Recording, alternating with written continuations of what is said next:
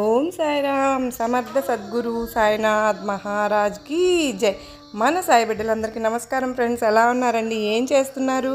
అందరూ బాగున్నారు కదా? మన సాయినాథుని దయ వలన అందరూ బాగున్నారని, బాగుండాలని మనస్ఫూర్తిగా బాబావారిని వేడుకుంటూ ఆ సాయినాథుని కృపా కరుణ కటాక్షములు మన అందరిపైన నిండుగా ఉండాలి అని మనస్ఫూర్తిగా బాబావారిని వేడుకుంటూ ఈరోజు వీడియో అయితే స్టార్ట్ చేస్తూ ఉన్నాను. మీరు ఎప్పుడు కూడా ఆనందంగా ఉండాలండి. మీరు కోరిన కోరికలన్నిటినీ కూడా సాయినాథుడు తీర్చేయాలి అని మీ తరపున నేను కూడా సాయినాథుని మనస్ఫూర్తిగా కోరుకుంటూ ఉన్నాను. ఇక ఈరోజు సాయినాథుడు అయితే సాయి సందేశం ఈ విధంగా పలకబోతూ ఉన్నారు. బిడ్డా, ఆఖరి 7 రోజుల్లో అమ్మా, కేవలం 7 రోజులు మాత్రమే తల్లి. 7 రోజులంటే 7 రోజులు ఓపిక పట్టు. 8వ రోజు నీ జీవితం సుడి తిరగబోతుంది బిడ్డా. రాసి పెట్టుకో, ఇది నీ సాయి మాట, పొల్లు పోదు అంటూ ఈరోజు సాయినాథుడు అయితే మనకు ఒక తెలియని సందేశాన్ని ఇవ్వబోతూ ఉన్నారు ఫ్రెండ్స్. సాయినాథుడు రాసి పెట్టుకోమంటున్నారు అంటే కేవలం 7 రోజులు అని ఇంత నొక్కి చెబుతున్నారు అంటే కనుక ఖచ్చితంగా మనం విని తీరవలసిందే. ఎందుకు అని అంటే కనుక మామూలుగా ఎలాంటి సందేశాలను సూచనలను సాయినాథుడు ఎప్పుడు కూడా ఇవ్వరు.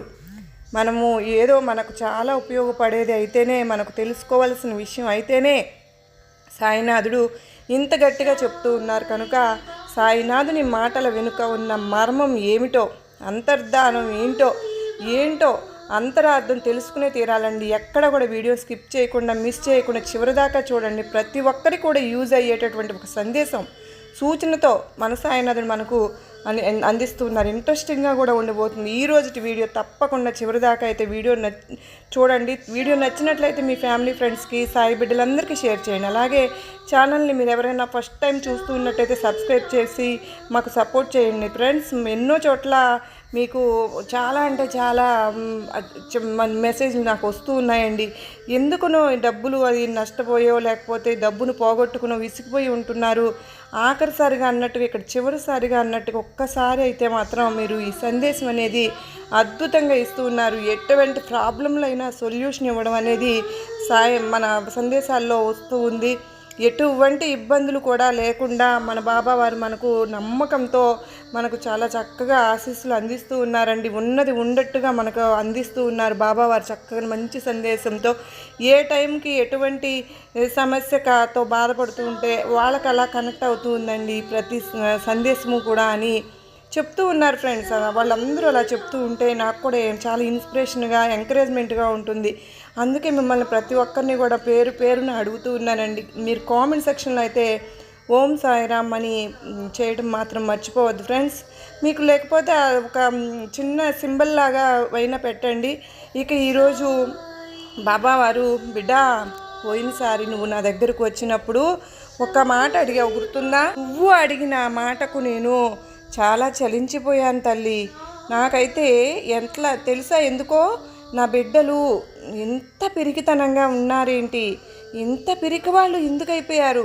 ఇంత చిన్న పరిస్థితులను కూడా ఎదుర్కోలేకపోతే వీళ్ళు నా బిడ్డలు అని చెప్పుకోవడానికి నాకు చాలా చిన్నతనంగా అనిపిస్తోంది బిడ్డ. తల్లి, మరి ఇంత బలహీనంగా నువ్వు ఎందుకున్నావో నువ్వే చెప్పు. నువ్వు నిజంగా ఈరోజు నన్ను తలుచుకుని నేను నిన్ను బాధపడుతూ ఉన్నానమ్మా. నిజంగా ఈరోజు నిన్ను తలుచుకొని నేను ఎంతో సిగ్గుపడుతున్నాను తల్లి. కేవలం 7 రోజులని మాత్రం ఎందుకు చెప్పానో తెలుసా? 7 రోజుల తరువాత 8వ రోజున నీ జీవితం సుడి తిరగబోతుందని నేను ఎందుకు చెప్పాను అనుకున్నావు? నీకు అర్థం అవ్వాలి అంటే నేను చెప్పే ప్రతి మాట కూడా జాగ్రత్తగా విను తల్లి. నీ సాయి ఏ సందేశం తీసుకొచ్చినా కూడా నీ కోసమే తెస్తాను, నీ కోసమే అని నీకు నమ్మకం ఉంటే ఒక్క 2 నిమిషాలు విను. నిజంగా ఈరోజు నిన్ను చూసి నేను ఎంతో సిగ్గుపడుతున్నాను బిడ్డ. చాలా బాధగా ఉందమ్మా. నిజంగా ఒకవైపు జాలిగా కూడా ఉంది నిన్ను చూస్తూ ఉంటే కనుక. బాబా, నేను ఈ భూమి మీద బ్రతకడానికే అర్హురాల్ని కాదు, ఏమి చెయ్యాలన్నా కూడా నాకు కలిసి రావడం లేదు. అన్నీ కూడా అర్ధాంతరంగా ఆగిపోతూ ఉన్నాయి. ఏ పని ముట్టుకున్నా కూడా సక్సెస్ అనేది లేదు, ఫుల్ఫిల్ అవ్వడం లేదు. సరే, ఈ వ్యాపారం కాదని ఉద్యోగంలో చేరితే అక్కడ కూడా నష్టాలే, వ్యాపారంలో నష్టాలే. ఇంకే కదన్నా పని చేద్దామన్నా అది కూడా నాకు వల్ల కావడం లేదు. నా కుటుంబం అంత నష్టాల్లో కూరుకుపోయి అల్లాడిపోతున్నాను. భూమికి భారంగా ఎందుకు బ్రతకాలి తండ్రి? ఏ పని చేసినా నాకు కలిసి రావడమే లేదు. చూద్దామంటే ఒక్క రూపాయి కూడా లేదు నా దగ్గర. కంటికి చేతులు నిలబడడం లేదు. ఇంట్లో కుటుంబ పోషణ, వాళ్ళకి తిండి పెట్టాలి, చదువులు చెప్పించాలి. ఓ పక్క ఈ నష్టాల వల్ల అప్పులు చేసేసాను. ఇవన్నీ తీర్చే మార్గం నాకు అసలు ఎంత మాత్రము కనపడటం లేదు. నేను ఈ భూమి మీద బతకడం వేస్ట్ అనిపిస్తోంది. నేను ఇక ఉండలేను అని చెప్పి మొన్న పోయినసారి నా గుడికి వచ్చినప్పుడు నా దగ్గర ఇలా మొరపెట్టుకున్నావు కదా బిడ్డ. మోకాళ్ళ మీద కూర్చుని కన్నీళ్లతో మొరపెట్టుకున్నావు కదూ. నిజంగా ఆ రోజు నేను చూసి నిన్ను చాలా సిగ్గుపడ్డాను, జాలి వేసింది కూడా. మళ్ళీ ఇంకొక పక్క అనిపించింది, నా బిడ్డలు ఇంత పిరికిగా ఉన్నారేంటి, ఇంత పిరిగితనంలో ఏదైనా చెయ్యరాని ఆలోచన చేసి ఒక చెడు దారికి వెళ్ళడమో లేదా ఏదైనా అఘాయిత్యం చేయడమో ఇలాంటి ఆలోచనలు ఎక్కడ చేస్తారు అని నేను భయపడి ఈరోజు ఈ సందేశంతో నీ ముందుకైతే వచ్చానమ్మా. అంతే తప్ప ఇది నీ కోసం మాత్రమే, నీలాంటి పిరికి బిడ్డల కోసమే నేను నీ ధైర్యం ఇవ్వడానికైతే సందేశం రూపంలో వచ్చాను. నువ్వైతే చాలా జాగ్రత్తగా వినాల్సిందేం తల్లి. ఇది నీకోసం తప్ప నీలాంటి పిరికి తనంగా ఆలోచించే వారి కోసం మాత్రమే. కానీ ఇంత చిన్న విషయాన్ని నువ్వు ఇంత తట్టుకుని నిలబడలేకపోతే, ఎదిరించలేకపోతే నీ జీవితంలో రేపొద్దున ఇంకా పెద్ద పెద్ద సమస్యల గురించి వస్తూ ఉంటాయి. అప్పుడు దాన్ని నువ్వు ఎలా తట్టుకుని నిలబడగలవు? అసలు నిలబడగలవా? నువ్వు ఒక్క మాట చెప్పు నాకు, నిలబడగలవా? జీవితం చాలా చిన్నది తల్లి. ఉన్న దాంట్లో సంతోషంగా బ్రతికేయాలి అన్నా, ఉన్న సంతోషాన్ని సుఖంగా వెతుక్కోవాలి అన్నా, ఉన్నంతకాలం కష్టపడుతూ నీ ఉన్నతిని చాటి చెప్పుకుంటూ బ్రతకాలి. నీకు నిజంగా ఎందుకు నేను 7 రోజులు గడువు అనేది చెప్పాను నీకు, అసలు దాని గురించి వివరణ చెప్పనా? నీ సాయి మాట ఎప్పుడు పొల్లిపోదు. 2 నిమిషాలు తప్పకుండా విను తీరాల్సిందే బిడ్డ. నీ సమయాన్ని నీ సాయి కోసం ఒక్క 2 నిమిషాలు కేటాయిస్తావా తల్లి? నిజంగా ఇది నీకోసమేనమ్మా. నీ భవిష్యత్తుకు నువ్వు ఎట్లా కేటాయించుకుంటున్నావో అని నేను అడగట్లేదు. కేటాయిస్తావా, కేటాయించగలవా ఆ నమ్మకం ఉంటే ఒక 2 నిమిషాలు విను బిడ్డ. నేనేమి చెప్పబోతున్నానో నీకు అర్థమయ్యే తీరుతుంది. నేను నీకు ఒక ఉదాహరణ కూడా చెప్తున్నాను. ఆ ఉదాహరణ వినగానే నీ మనసులో కొండంత బరువు కూడా దూది పింజంలాగా గాలిలో ఎగిరిపోయి, నా ప్రాబ్లం, నా సమస్య ఇంత చిన్నదా అంటూ నువ్వే సిగ్గుపడి తలదించుకుంటావు. అందుకే జాగ్రత్తగా వినమంటున్నాను. ఒక వ్యక్తి వ్యవసాయం చేయడానికి ముందుకు వెళ్ళాడు తల్లి. ఇక ఆ సంవత్సరం వరదలు బాగా వచ్చి వ్యాపారము వ్యవసాయము పాడైపోయింది. ఆ తర్వాత ఈ వ్యవసాయం మనకు అచ్చి రాలేదు అని చెప్పి ఒక వ్యాపారం మొదలు పెట్టుకున్నాడు. ఆ వ్యాపారంలో లాస్ వచ్చింది. దాంట్లో కూడా అక్కడ కూడా ఇక తను పనికిరాను అని ఒక ఉద్యోగంలో చేరాడు. ఆ ఉద్యోగంలో కూడా తన వల్ల ఏదో మిస్టేక్ జరిగి అక్కడ కూడా లాస్ వచ్చేసింది. ఇక అక్కడ ఆ ఉద్యోగం చేస్తున్న చోట అతన్ని ఉద్యోగంలో నుంచి తీసేశారు కూడా. అంటే ఇక జీవితం మీదనే విరక్తి వచ్చేసింది. ఇంక నేనేం చేసినా కూడా నాకు కలిసి రాదు, పిల్లల్ని పోషించుకోలేకపోతున్నాను కనుకనే ఇక నేను ఉండడం వేస్ట్, ఈ భూమి మీద బ్రతికి ఉండడం అనవసరం అని వాళ్ళ ఫ్రెండ్తో అన్నాడట. వాళ్ళ ఫ్రెండ్ ఉండి ఇలా అన్నాడట, మన ఊరికి ఒక సాధువు వచ్చారు, చాలా సమస్యలకు పరిష్కారం చెప్తూ ఉన్నారు, నువ్వు కూడా అతని దగ్గరకు వెళ్ళావే అనుకో, నీకేమైనా సొల్యూషన్ అనేది దొరుకుతుందేమో, ఒక్కసారి ఆలోచించు అని చెప్పారట. ఇక ఆ సాధువు దగ్గరికి వెళ్తాడు. అతను వెళ్ళేలోపే చాలామంది కూర్చుని ధర్మ సందేహాలు తీర్చుకుంటూ ఉంటారు.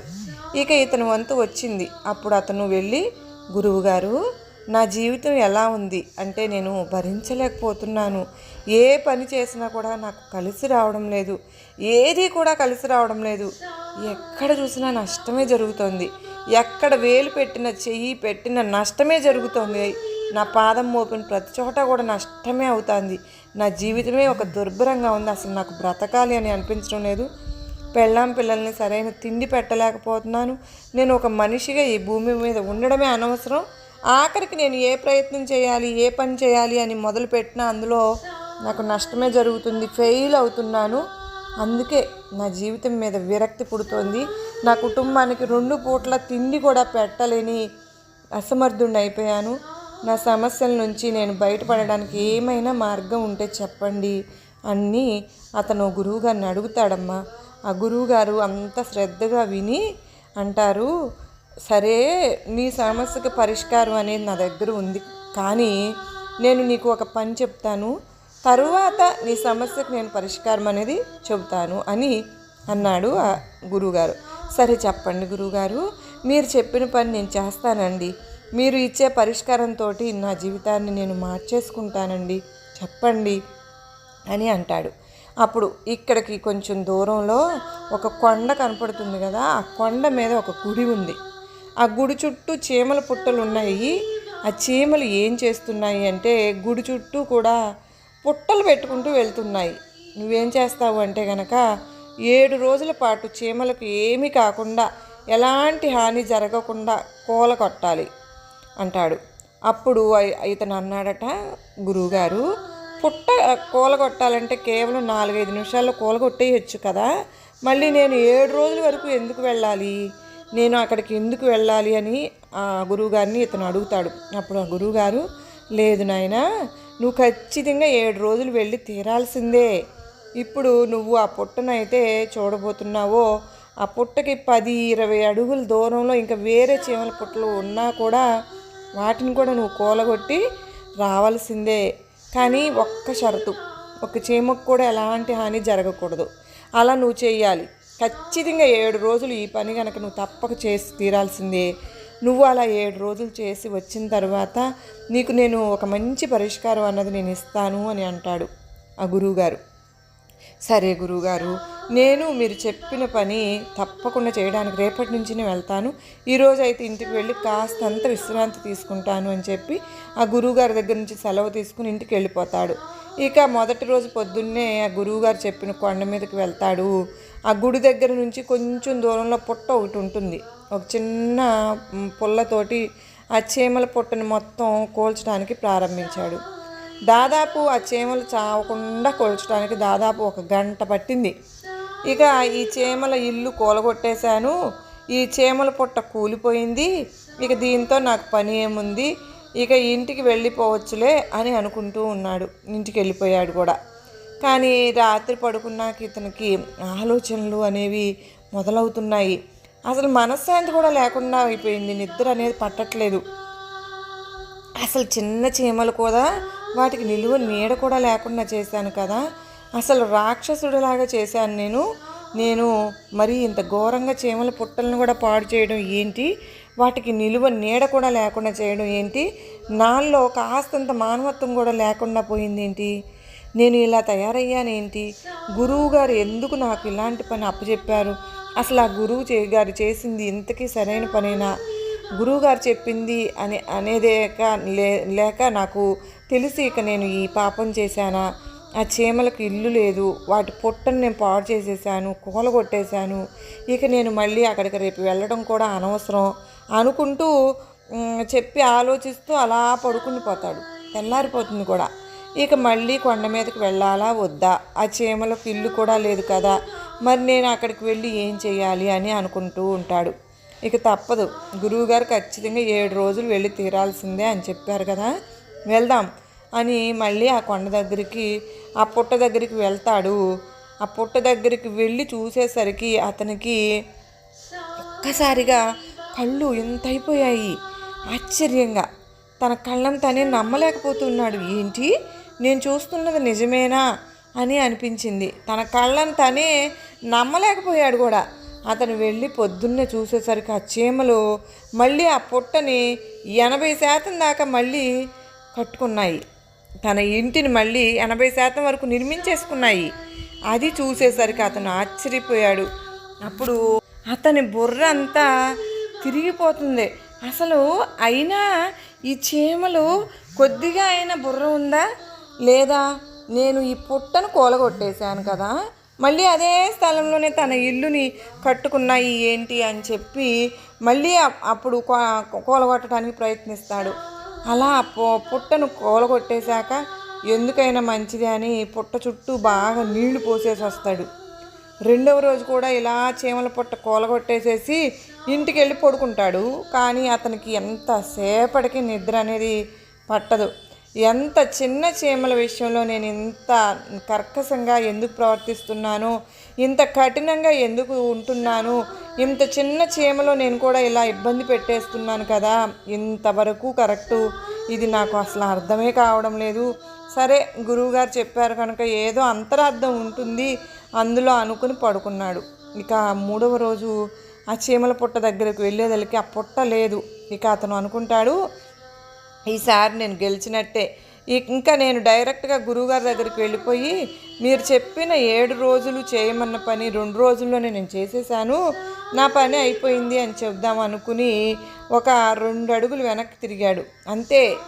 ఇంకా చూడండి, 5-6 అడుగులు వేశాడో లేదో అక్కడ పక్కన మళ్ళీ చీమలు కొత్త ఇల్లు కట్టుకున్నాయి. కొత్త పుట్ట కట్టేసేసుకోవటమే కాదు, కొత్త పుట్ట తయారైపోయింది కూడా. అతను చూసి మళ్ళీ నిరాశపడిపోతాడు. అరే ఏంటిది, నా పని అయిపోయింది అనుకున్నాను, ఇవి నాకు భలే పని పెట్టేస్తున్నాయే, మళ్ళీ ఇక్కడ కొత్తగా పుట్ట కట్టేసుకున్నాయి, అక్కడ కూలగొట్టేసాక తెల్లారాక మళ్ళీ కట్టేసుకుంటున్నాయి. ఈసారి కట్టకుండా ఉండాలని నేను కూడా నీళ్లు కూడా పోసి వదిలేసి వెళ్ళాను. ఇప్పుడు అది వదిలేసేసి ఇంకా కొంచెం దూరంలో మళ్ళీ కట్టుకున్నాయి. ఏంటి ఈ చీమలతోటి నాకు ఇంత చిరాకు అనుకుని ఒక చీమ కూడా చావకుండా మళ్ళీ పుట్ట కూలగొట్టేసి వెళ్ళిపోతాడు. అలా మరుసటి రోజు వెళ్ళి చూడంగానే ఇతను ముందు ఆ రోజు కూలగొట్టిన స్థలం కంటే ఇంకొద్ది దూరంలో మళ్ళీ తన ఇల్లును కట్టేసుకున్నాయి ఆ చీమలు. తన పుట్టను తయారు చేసేసుకున్నాయి.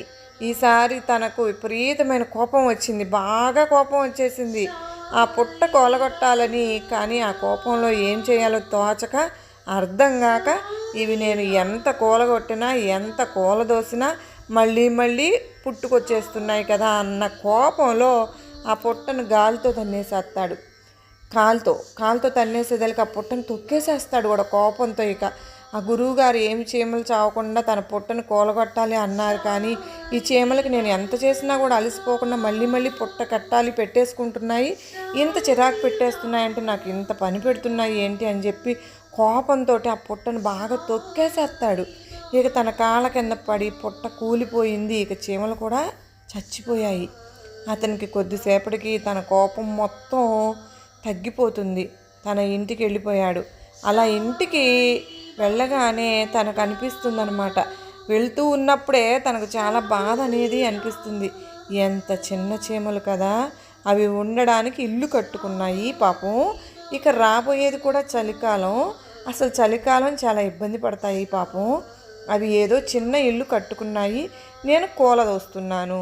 గురువుగారు చెప్తే చెప్పారు, ఆయనకు తెలిసి చెప్తున్నాడో తెలియక చెప్తున్నారో తెలియదు, కానీ కావాలని నన్ను పరీక్షించాలని చెప్పాడో కూడా తెలియదు. కానీ నేనెందుకు ఇలా చేశాను, నా మానవత్వం అనేది ఏమైంది, నా మనస్సాక్షి ఏమైంది, నా అంతరాత్మ ఏమైంది, ఇది కరెక్ట్ కానే కాదు. ఇంత చిన్న చీమల మీద నా కోపం చూపించడం ఏంటి అని చెప్పి చాలా బాధపడతాడు.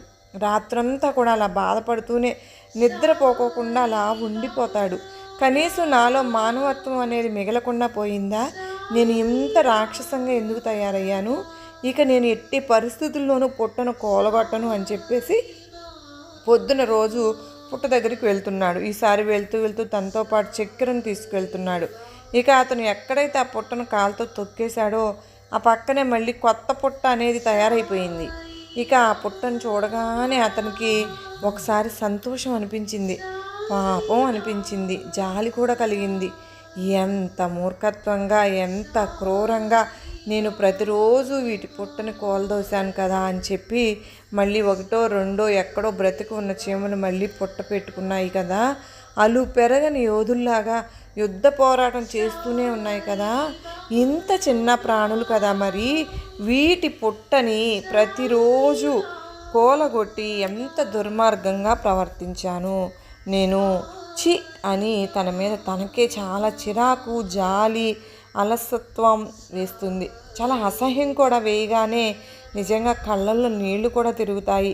తనకు చాలా బాధపడతాడనమాట. ఇక వీటిని ఏమీ అనొద్దు అని ఫిక్స్ అయిపోయి ఇక పుట్ట దగ్గరికి వెళ్ళి తను తీసుకుని వెళ్ళిన చక్కెరను పుట్ట చుట్టూ చల్లుతాడు. ఇక ఆ చీమలు అన్నీ కూడా గుంపులుగా వచ్చి ఆ చక్కెరను మొత్తం తీసుకెళ్ళిపోతూ ఉన్నాయి. అది చూడగానే అతనికి ఎంతో సంతోషం అనిపిస్తుంది. ఇప్పుడు మనసు కాస్త కుదుట పడింది. నేను ఇన్ని రోజులు రాక్షసుడిలాగా చేశాను కదా, ఇప్పుడు వీటి జోలికి అసలు పోకూడదు అని చెప్పి ఆ 2 రోజులు కూడా అదే పని చేశాడు. చక్కెరను తీసుకువెళ్ళి ఆ చీమలకు పెట్టడం. ఇక 7 రోజుల గడువు పూర్తయిపోతుంది. 7 రోజుల గడువు పూర్తయిపోయిన తర్వాత 8వ రోజున ఆ గురువుగారి దగ్గరికి వెళ్తాడు. ఆ గురువుగారి దగ్గరికి వెళ్ళి ఇలా అంటాడు, గురువుగారు, మీరు చెప్పిన పని 4 రోజులు చేయగలిగాను, 5వ రోజు నుంచి ఇక నా వల్ల కాలేదండి. ఇక ఇలా జరిగిపోయింది. నేను ప్రతిరోజు కూడా వెళ్ళి ఆ చీమల పుట్టలను కూలగొట్టేసి ఇంటికి రావడం, మళ్ళీ ఉదయాన్నే వెళ్ళి చూసేసరికి అవి కొత్త చీమల పుట్ట తయారై ఉంటుంది. అందుకని ఆ పనిని నేను 4 రోజులు మాత్రమే చేయగలిగాను. ఆ తర్వాత మిగిలిన రోజులు నేను చేయలేకపోయాను. కనుక మీరు చెప్పిన పని నేను చేయలేకపోయాను. కనుక నా జీవితం ఇంతేలేండి, ఇక ఏం చేసినా నా బ్రతుకు ఇంతే అని జరిగిందంతా ఆ గురువుగారితో చెప్తాడు. అప్పుడు ఆ గురువుగారు అంతా కూడా మౌనంగా ప్రశాంతంగా విని, లేదు నాయనా, నువ్వు జరిగిందంతా నాకు చెప్పావు కదా, ఈ జరిగిన దాంట్లో మొదటి రోజు, 2వ రోజు, 3వ రోజు, 4వ రోజు నువ్వు ప్రతిరోజు కూడా ఆ పుట్టను కూలగొడుతూనే ఉన్నావు. కానీ అవి మళ్ళీ మరుసటి రోజు కొత్త పుట్టను, కొత్త ఇంటిని అదే స్థలంలో కట్టుకుంటూ ఉన్నాయి, లేదా పక్కనైనా కట్టుకుంటూ ఉన్నాయి. అవి ఏర్పాటు చేసుకుంటూ ఉన్నాయి తన స్థావరాన్ని. ఇక ఈ 2 రోజులు దానికి నువ్వు చక్కెర వేసినా వేయకపోయినా కూడా, మళ్ళీ కూలగొట్టినా కూడా అవి అదే పని చేసేవి. ఇలా నువ్వు ఆ రోజు నెలలు కూలగొట్టినా, 1 సంవత్సరం కూలగొట్టినా అవి మళ్ళీ అదే పని చేసుకునేవి, మళ్ళీ అదే ప్రకారంగా ఇల్లు కట్టుకునేవి. కనుక వాటికి తెలిసింది పని చేయడం మాత్రమే, కష్టపడడం మాత్రమే. నేను ఈ పని చేస్తున్నాను, ఇది ప్లస్సా మైనస్సా అని నేను చేస్తున్నది తప్ప రాంగా అని వాటికి ఏమీ తెలియదు నాయనా. ఎందుకంటే జంతువులకి, కీటకాలకి, వీటన్నిటికీ కూడా ఒక ధర్మం ఇచ్చాడు భగవంతుడు. ఆ ధర్మం ప్రకారమే ఏదైనా సమస్య వచ్చినా తర్వాత ఏంటి అన్న ఆలోచనలో అవి పడిపోవు. వాటి ప్రయత్నం అవి చేస్తూ ఉంటాయి. ఉన్న చోట ఏదైనా దానికి సమస్య వచ్చిందనుకో, వెంటనే పక్కన ఇంకొక చోట నివాసం ఏర్పరచుకుని అవి బ్రతికేస్తూ ఉంటాయి. దాని ప్రయత్నానికి అలుపు అంటూ ఉండదు, అలసట అంటూ అసలు ఉండదు, విరామం అంటూ ఉండదు, విసుగు అంటూ ఉండదు. అలా అవి ప్రయత్నిస్తూనే ఉంటాయి. మనం ఎప్పుడు కూడా అవి అలసిపోవు. మనం మనుషులంగా కాబట్టి దీనికి అర్థం అవ్వాల్సింది ఏంటి అంటే, వ్యవసాయం చేసావు, అందులో సక్సెస్ అవ్వలేకపోయావు, ఇక ఉద్యోగం చేసావు, సక్సెస్ అవ్వలేకపోయావు, నువ్వేం చేసినా కూడా వర్కౌట్ అవ్వలేదు. ఎన్నిసార్లు కూడా నీకు ప్రతిదీ కూడా అపజయం అనేది జరిగింది, లాస్ అవుతుంది, వర్కౌట్ అవ్వలేదు అని ఇక నువ్వు అలసిపోయావు కదా. ఇలా నువ్వు ఎప్పుడూ కూడా అలసిపోకూడదు. ఇది కాకపోతే ఇంకొకటి, నీ జీవితంలో చాలా అవకాశాలు అనేవి వస్తాయి నాయనా. సమస్యలు అన్నవి ఎప్పుడు కూడా మనతోటే ఉండవు. ఒకసారి సమస్య వచ్చింది అంటే అక్కడే ఉండిపోతాం. మనం దాన్ని అర్థం చేసుకోవాలి. మనుషులను మాత్రమే కేవలం అలా ఫిక్స్ అయిపోతారు, నేను దేనికి పనికిరాను, ఇక నేను ఏ పని చేయలేను అన్నట్లుగా మనుషులు మాత్రమే ఫిక్స్ అయిపోతారు. ఒక చోట ఏదైనా పొరపాటు జరిగిందా ఇక అక్కడే ఆగిపోతున్నారు, పడిన చోట అలా ఉండిపోతున్నారు. కానీ పడ్డ చోటు నుంచి ధైర్యంగా లేవడానికి సాహసం కూడా చేయట్లేదు, ధైర్యం కూడా చేయట్లేదు, ఆ ప్రయత్నం కూడా చేయరు నాయనా. వ్యాపారంలో ఏదైనా నష్టం వచ్చింది, అక్కడి నుంచి కూడా లేవడానికి ప్రయత్నం కూడా చేయరు. ఇక నేనేం చేసినా కూడా సక్సెస్ అన్నది ఇవ్వదులే, నాకు అన్నట్టు ఏదో ముట్టుకున్నా కూడా నష్టమే, లాభం అంటూ రాలేదు. ఎక్కడైనా ఒక జాబ్లో ఏదైనా ప్రాబ్లం వస్తే, లేదా ఒక ఇంటర్వ్యూలో ప్రాబ్లం వస్తే, లేదా ఒక ఎగ్జామ్లో ప్రాబ్లం వస్తే, ఏదైనా ఒక చిన్న మిస్టేక్ వల్ల ఏదైనా ప్రాబ్లం వస్తే ఇక మనసులు పడిపోతుంది. ఇక నా బ్రతుకు ఇంతే, నా జీవితం ఇంతే, నేను ఇక దేనికి పనికిరాను, ఏది ముట్టుకున్నా కూడా నాకు సక్సెస్ అనేది రావట్లేదు, ఇక ఇంతే, నష్టజాతకుడు నేను, నా వల్ల ఏమీ కాదు అన్న భ్రమలో ఒక్క మనిషి మాత్రమే ఉండిపోతున్నాడు నాయన. పడ్డ ప్రతిసారి కూడా మనిషి అంతకు రెట్టించిన ఉత్సాహంతో పైకి లేస్తూ ఉంటేనే నువ్వు సక్సెస్ అనేది చూడగలవు. ఇక నేను ఏది చేయలేను, ఇది నాకు సెట్ కాదు, నా లైఫ్ ఇంకా ఇది వర్కౌట్ అవ్వదు ఇలా అని ఫిక్స్ అయిపోతూ ఉంటే, ఒక్కసారి ఇక్కడ చూడండి ఆయన, ఒక పుట్టను కూలగొడితే మరుసటి రోజుకు ఇంకొక పుట్టను కట్టేసుకుంటూ ఉన్నాయి కదా చీమలు కూడా. వాటిని కదిలిస్తే మళ్ళీ ఇంకొక దగ్గర తన స్థావరాన్ని ఏర్పాటు చేసుకుంటున్నాయి. ఇంత చిన్న చీమలకే అంత పట్టుదల ఉన్నప్పుడు, అంత కష్టపడే మనస్తత్వం వ్యక్తిత్వం ఉన్నప్పుడు మరి 6 అడుగుల మనిషి నీకెంత పట్టుదల ఉండాలి చెప్పు? ఎంత కష్టపడే తత్వం ఉండాలి? పరిస్థితులన్నీ ఎదుర్కోవడానికి ఎంత సిద్ధంగా ఉండాలి నువ్వు అందుకే మనిషి కూడా అన్ని ప్రయత్నాలు కూడా చేస్తూనే ఉండాలి. ప్రయత్నం చేస్తూ ఉంటే ఎప్పుడు కూడా ఆపుకోకుండా, నైనా నీ చెడు సమయం అన్నది జీవితాంతం నీకు తోడు ఉండదు కదా. ఎక్కడో ఒక చోట ఏదో ఒక సమయంలో నీ చెడు సమయం మొత్తం పోయి నీకు మంచి సమయం అన్నది మొదలవుతుంది. నీ సమయం అన్నది నీకు తప్పకుండా స్టార్ట్ అవుతుంది. అంతదాకా కూడా నువ్వు ఓపికతో ఎదురు చూస్తూ నీ పనిని నువ్వు చేసుకుంటూ ఉండాలి. ఇది నువ్వు ఆలోచించాలి నాయనా. 4 రోజుల పాటు నువ్వు నిర్విరామంగా ఆ పుట్టను కూలగొట్టావు. 5వ రోజు నీకు అనిపించింది, అయ్యో ఎందుకు ఇలా చేస్తున్నాను అని. నీకు బాధ కలిగింది. ఆ తర్వాత నువ్వే వాటికి ఆహారం పెట్టడం మొదలుపెట్టావు. నీ జీవితంలో కూడా అంతే. నువ్వు చేస్తున్న పనులకు ప్రకృతి లేదా భగవంతుడు నీకు పరీక్షలు పెడుతూ ఉంటాడు. ఆ పరీక్షలో ఇతను నిలదొక్కుంటాడా, ఎదుర్కొంటాడా, ఈ పరీక్షలో పాస్ అవుతాడా లేదా అని నీకు పరీక్ష పెడుతూనే ఉంటాడు. ఎలాగైనా సరే ఇతను చేసే పనులకు ఆటంకాలు అడ్డంకులు ఎదురయ్యేటట్లు చేస్తూ ఉండాలి అని పరీక్షల మీద పరీక్షలు పెడుతూనే ఉంటాడు. అలా పరీక్షలు కూడా ఎందుకు పెడతాడు అని అంటే, నీకు మరింత బలంగా తయారు చేయడానికి, నిన్ను ఇంకా బలోపేతంగా తయారు చేయడానికే. నీలో ఉన్న దృఢత్వాన్ని, మానసిక ధైర్యాన్ని, ఆత్మస్థైర్యాన్ని నీలో నింపడానికే ఈ పరీక్షలు అనేది భగవంతుడు పెడుతూ ఉంటాడు. నువ్వు ఎప్పుడైతే వీటన్నిటిని తట్టుకుని నిలబడి ఎదిరించగలుగుతావో అప్పుడు ప్రకృతి భగవంతుడు కూడా నీకు సహకరించడం మొదలు పెడతారు. నువ్వు చేసే ప్రతి పనిలోనూ విజయం అన్నది నీకు వచ్చేలాగా చేస్తాను. నేను పెట్టిన పరీక్షలన్నీ తట్టుకున్నాడు, ఎదుర్కొని నిలబడ్డాడు, నెగ్గాడు కనుక తను కూడా జీవితం బాగుండేలా చేయాలి అని భగవంతుడు నీకు అవకాశం ఇవ్వడం మొదలు పెడతాడు. సహాయం నువ్వు చేయడం మొదలు పెడతాడు. నీకు వెళ్ళడం కాదు, అవకాశాల కోసం వెతుక్కుంటూ వెళ్ళడం కాదు, అవకాశమే నిన్ను వెతుక్కుంటూ వస్తుంది నాయన. ఇప్పుడు నువ్వు ఎలాగైతే ఆ చీమల మీద జాలి పడ్డావో ఒకరోజు భగవంతుడు కూడా నీ మీద జాలి పడతాడు. కనుకనే నేను దేనికి పనికిరాను, నేను నష్టజాతకుణ్ణి, నా వల్ల కాదు, ఇలాంటి ఆలోచనలు మనసులో నుంచి నువ్వు తీసిపారాయి. ముందు బిడ్డా, నేను 8 రోజులు సమయం గడువు ఎందుకు పెట్టాను అంటే, ఇలా గురువుగారు ఆ వ్యక్తికి ఎలా అయితే 8 రోజులు సమయం పెట్టారో నీ జీవితానికి 8 రోజులు గడువు పెడుతున్నాను. ఈ 7 రోజులు గడిచి 8వ రోజు నీ జీవితంలో ఒక పెద్ద మార్పు జరగబోతుంది. నీ సాయి మీద నమ్మకం ఉంది కదా, నీ సాయి మంచి చేస్తాననే నమ్మకం నీకు ఎంతగానో ఉంది అని అనుకుంటున్నాను. ఉంటే కనుక నా మాట మీద నమ్మకంతో ఉండు, నీ వెనుక ఉండి అన్నీ నేనే నడిపిస్తాను అంటూ ఈరోజు సాయినాథుడు మనకు అత్యద్భుతమైన సందేశాన్ని అందించారు కదా ఫ్రెండ్స్. మరి ఈ వీడియో మీకు నమ్మకాన్ని, ధైర్యాన్ని కలిగించింది అని భావిస్తున్నాను. మీకు నచ్చినట్లయితే మరికొంతమంది సాయి బిడ్డలకు షేర్ చేయండి. అలాగే మరో చక్కని సాయినాథుని సందేశంతో మరలా మీ ముందుంటాను. అంతవరకు అందరూ సుఖ సంతోషాలతో ఉండాలని మనస్ఫూర్తిగా బాబావారిని కోరుకుంటూ అందరికీ నమస్కారం అండి. ఓం సాయిరామ్. సర్వే జనా సుఖినో భవంతు.